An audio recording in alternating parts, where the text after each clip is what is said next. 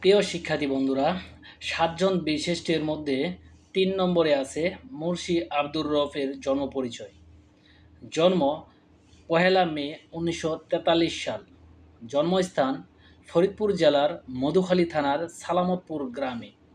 পিতা মুন্সী মেহেদী হাসান, মাতা মোসাম্মৎ মুকিদুন নেসা। তার কর্মস্থল ইপিআরে। তিনি কর্মস্থলে যোগদান করেন ৮ই মে ১৯৬৩ সালে।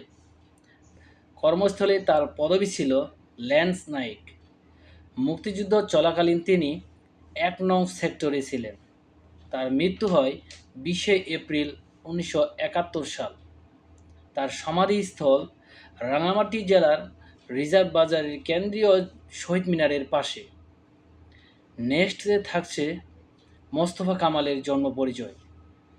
পরবর্তী ভিডিও দেখার জন্য অনুরোধ।